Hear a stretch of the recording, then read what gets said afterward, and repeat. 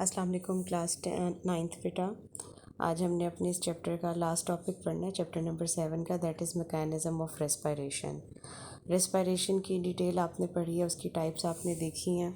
तो बेसिकली जो aerobic respiration आपने पढ़ा था कि जिसमें क्या होता है कि कार्बन हाइड्रोजन बॉन्ड जो है वो कम्प्लीटली ऑक्सीडाइज्ड हो जाते हैं, यानी जितने भी कार्बन और हाइड्रोजन के बॉन्ड्स प्रेजेंट होते हैं फूड मॉलिक्यूल्स में, वो कम्प्लीटली ऑक्सीडाइज्ड हो जाते हैं, ब्रेक डाउन हो जाते हैं। ठीक हो गया। और इन रिटर्न क्या बनाते हैं, कार्बन डाइऑक्साइड प्लस वाटर की फॉर्मेशन करते हैं।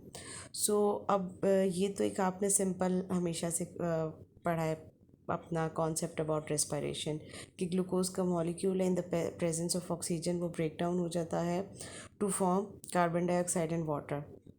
अब अगर हम इसको इन डेप्थ देखें तो मैकेनिज़्म जो है रेस्पिरेशन का वो 3 स्टेप पे कंसिस्ट करता है, glycolysis, Krebs cycle and electron transport chain. ठीक है, तो ये 3 आप कह लें कि इसके स्टेप्स हैं रेस्पिरेशन के। सबसे पहले हम देखते हैं ग्लाइकोलिसिस। ग्लाइकोलिसिस की अगर हम बात करते हैं तो ये जो ग्लाइकोलिसिस है ये साइटोप्लाज्म में होती है। ठीक हो गया। और इसमें जो ग्लूकोज का मॉलिक्यूल है 6 कार्बन, ग्लूकोज किस पे कंसिस्ट करती है, 6 कार्बन पे, तो वो कन्वर्ट होता है into 2 pyruvic acid. Pyruvic acid यानी 3 कार्बन कंपाउंड। सो जो 6 कार्बन कंपाउंड है वो कन्वर्ट हो जाता है to 3 carbon compound, that is pyruvic acid. और साथ ही साथ वो क्या करते हैं, जब ग्लूकोज का मॉलिक्यूल ब्रेक डाउन होता है तो इट रिलीजेस एनर्जी। वो एनर्जी जो है वो किस फॉर्म में स्टोर हो जाती है, एटीपी और एनएडीएच की फॉर्म में। अगर आप यहाँ पर देखें तो ये आपको एरो में दिखा रहे हैं एडीपी एंड एनएडी पॉजिटिव। ठीक है, तो जब ये ग्लूकोज का मॉलिक्यूल ब्रेक डाउन हुआ इनटू पायरोविक एसिड तो इसने क्या किया, एटीपी एंड एनएडीएच बना दिया। ठीक है, वो जो बेसिकली एनर्जी यहाँ पे रिलीज हुई थी वो किस फॉर्म में स्टोर होगी, एटीपी एंड एनएडीएच की फॉर्म में स्टोर हो गई। और प्लस साथ क्या बन गया, पायरोविक एसिड। अब इस स्टेप में देखें, there is no utilisation of oxygen, इसमें किसी भी किस्म की ऑक्सीजन की इन्वॉल्वमेंट नहीं है। So that's why it is common in both aerobic and anaerobic respiration में। नेक्स्ट जो हमारे पास स्टेप आ जाता है that is Krebs cycle. So before entering into the Krebs cycle, ये जो पायरोविक एसिड का मॉलिक्यूल है ये कन्वर्ट हो जाता है इनटू एसिटाइल कोएंजाइम ए। ठीक हो गया, ये किस में कन्वर्ट हो जाता है, एसिटाइल कोएंजाइम ए।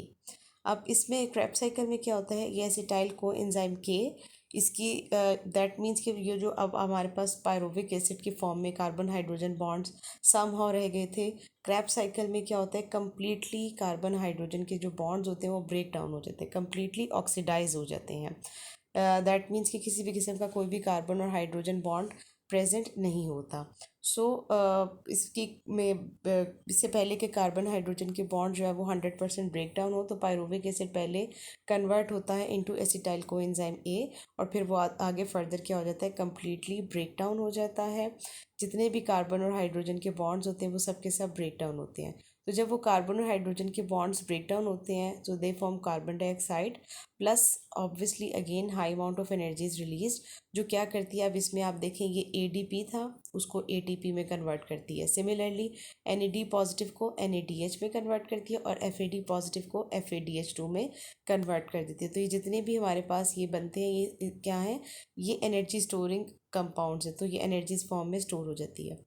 अब लास्ट स्टेप में क्या होता है, ये जो एनएडीएच एंड एफएडीएच2 है ये कन्वर्ट होता है इलेक्ट्रॉन ट्रांसपोर्ट चेन। अब आपको याद होगा पीछे हमने जो पढ़ा था फोटोसिंथेसिस भी, उसमें भी आपने इलेक्ट्रॉन ट्रांसपोर्ट चेन के बारे में स्टडी किया था कि इलेक्ट्रॉन्स जो है वो रिलीज़ होते हैं और एक चेन के थ्रू वो क्या करते हैं, ट्रांसफ़र होते हैं from one molecule to another molecule. ठीक हो गया, तो वो इलेक्ट्रॉन ट्रांसपोर्ट चेन के थ्रू ये इलेक्ट्रॉन्स जो है वो ट्रांसफ़र होते हैं, प्लस ये जो ऑक्सीजन जो कि आपने पढ़ी है कि ऑक्सीजन इन्वॉल्व होती है वो क्या करती है, यहाँ से उसको कन्वर्ट करती है। बेसिकली ये जो NADH और FADH है ये क्या करते हैं, हाइड्रोजन रिलीज़ करते हैं, वो ऑक्सीजन के साथ कंबाइन होकर क्या बनाते हैं, वाटर की फॉर्मेशन करते हैं। अगेन ये हाई एनर्जी रिलीजिंग स्टेप होता है तो इसमें क्या होती है, अगेन ATP की फॉर्मेशन होती है। और अब ये जो ऊपर हमारे पास NADH एंड FADH2 की फॉर्मेशन हुई थी वो वापस कन्वर्ट हो जाते हैं NAD पॉजिटिव और FAD पॉजिटिव में।